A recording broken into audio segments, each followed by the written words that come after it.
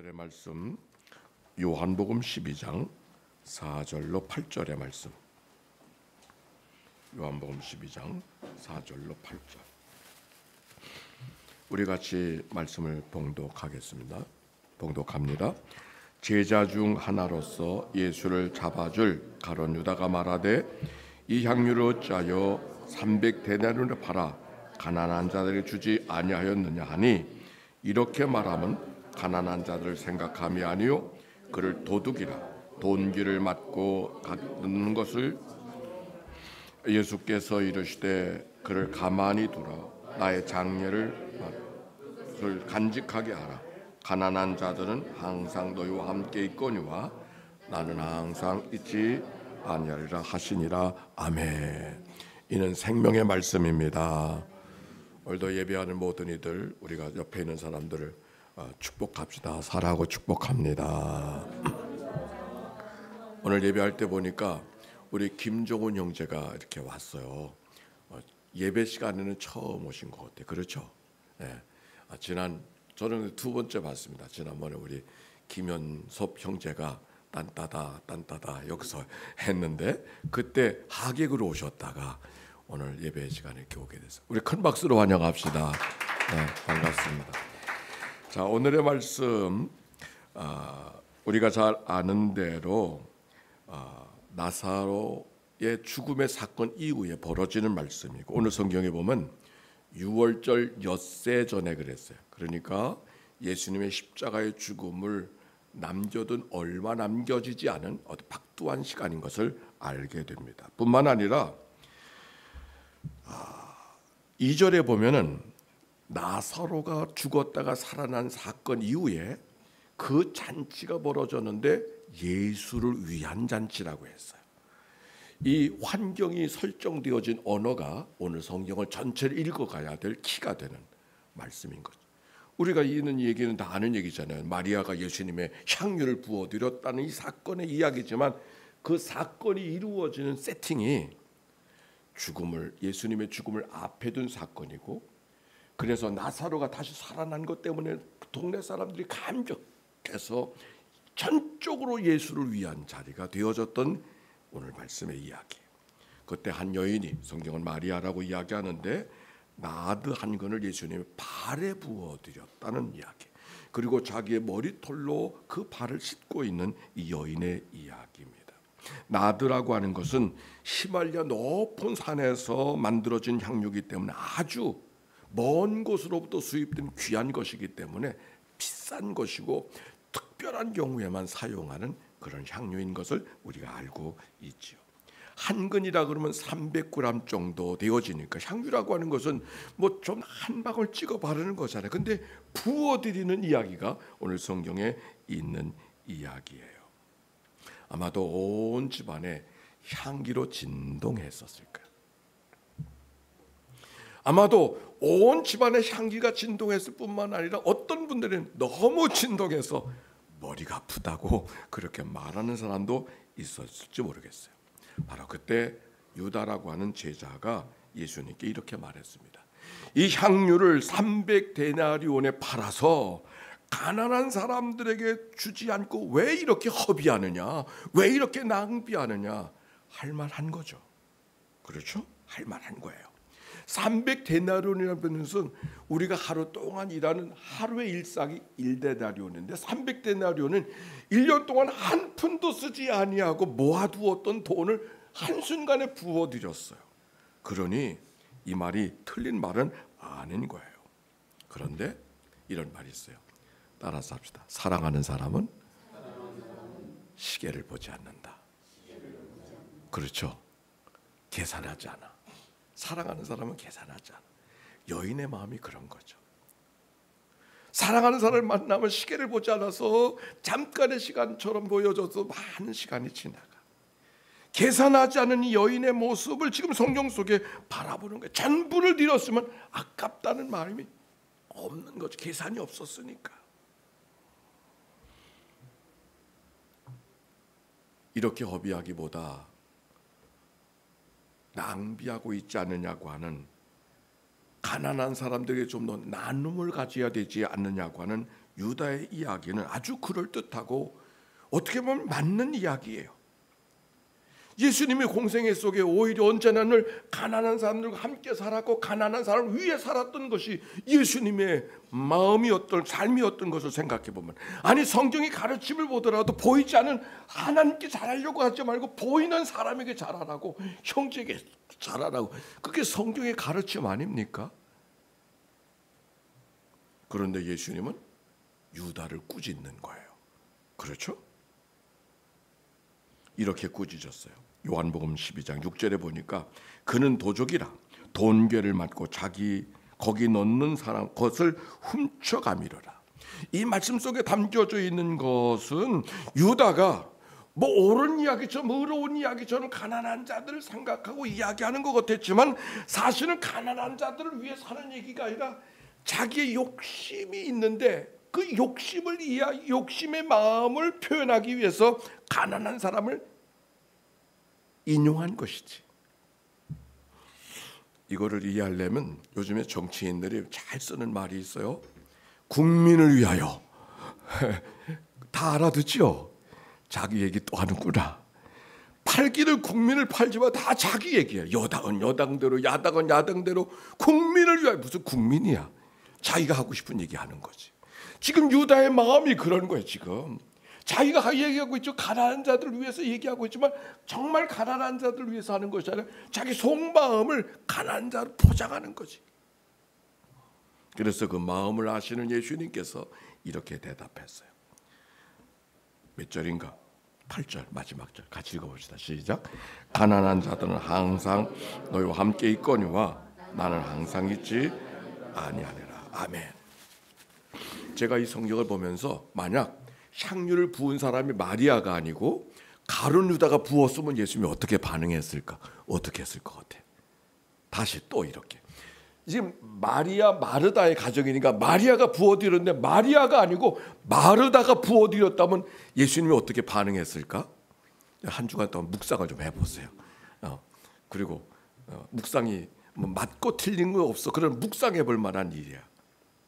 지금 거기에 시간을 쓸 수가 없고, 다만 제게는 이 말씀이 가난한 사람은 항상 너희와 함께 있거니와 나는 항상 있지 않다는 말씀이 탕자의 비유 속에 작은 아들이 돌아왔었을 때 아버지가 잔치 베풀어 주는 것을 불평하고 있는 맏아들을 향하여서 뭐라고 말씀했어요?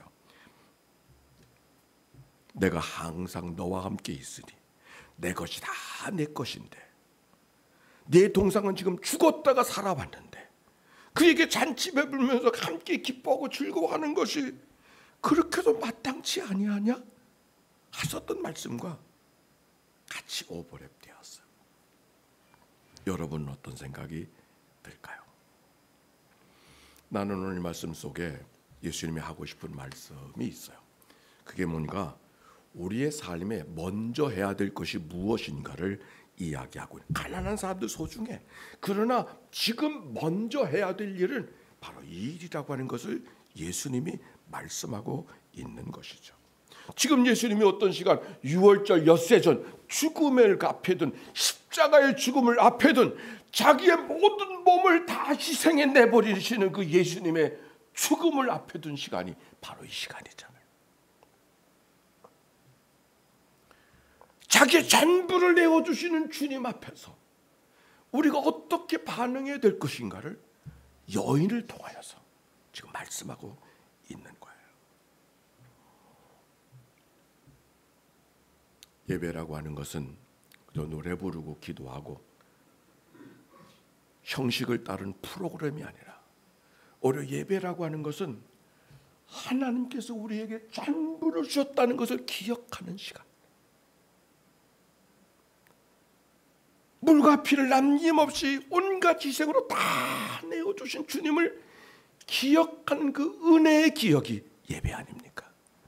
노래 잘 부른다고 예배가 되나요? 아니 길게 예배하면 예배가 되나요? 아니요. 나를 위해서 전부를 내어주신 주님 앞에 오늘도 나는 부족하고 연약하지만 내 것을 주님 앞에 내어드리는 시간, 그게 진정한 예배 아닌가요? 그리고 그것부터 해야 된다고. 가난한 자를 위해서 베풀고 나누어 주는 거 중요하지. 그러나 그것부터가 아니라 예배부터 전부를 내어주신 주님 앞에 전부를 내어드리는 마음으로 다가설 때 그 마음이 사랑하는 가난한 자들을 마음, 가난한 자들을 돌보는, 가난한 자들을 만나는 언어가 달라지고 생각이 달라질 거라고 하는, 오늘 성경은 그걸 이야기하는 거죠. 나는 오늘 여러분 예배하는 여러분을 보면서 마리아를 보는 것 같아요. 여기 여인은 점심의 한 시간, 쉬고 싶은 시간, 아니 쉬어야 되는 시간이잖아요. 그렇죠. 고단한 몸을 쉬어야 되는 시간이잖아요. 새벽부터 일찍 일어나서 정말 이 시간은 쉼이 필요한 시간이에요. 아마 주변에 어떤 사람들은 아니 그렇게 가성비 없는 그 효율적이지 못한 열심히 쉬고 열심히 일해야지. 아니 예배 드리는 게 하나님의 뭐 예배당만 가야 하나님이 있냐? 하나님은 어딘가 계시? 틀린 말 아니요. 틀린 말 아니요. 그래도 하나님이 기다리는 자리에 가서 하나님의 기다리는 마음을 드릴 수 있다는, 나는 여인의 모습을 보면서 여러분의 모습을 보고 여러분의 모습을 보면서 오늘 저는 이 여인의 모습을 보고 있어요.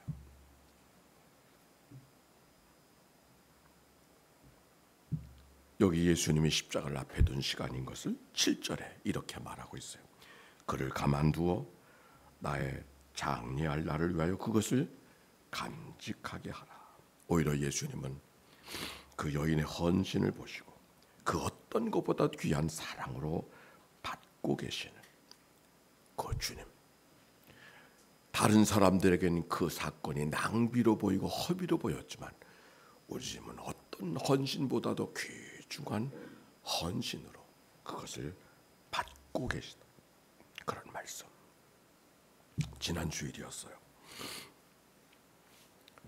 여기 제가 여기서 만나는 여러분들 가운데 각각 만났는데 어느 분 세 사람을 똑같이 무슨 얘기를 했느냐면 가까운 친구가 죽었어요. 그분은 각각 얘기했어. 근데 세 사람이 각각 다 내게 한 얘기. 가까운 친구가 죽었어요. 그 가까운 친구가 죽었다는 말은 자기도 죽음이 멀지 않았음을 느껴지는 얘기로 들려졌어요.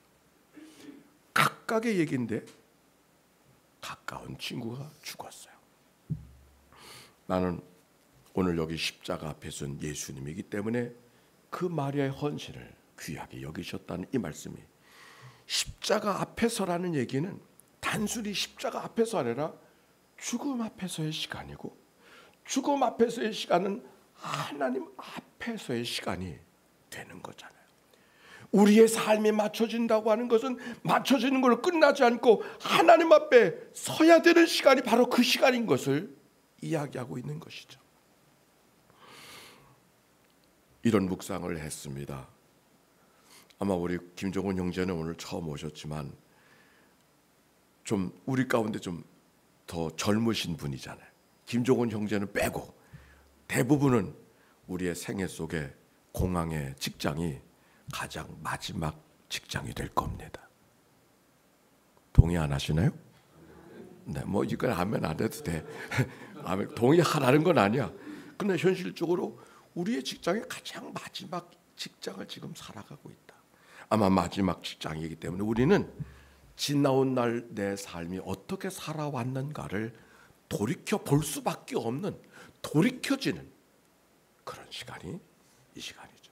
어찌 보면 죽음을 앞에 둔 예수님의 시간과 일터에서 마지막 일터를 살아가는 우리의 삶의 모습은 다른 이야기가 아닌 것이죠.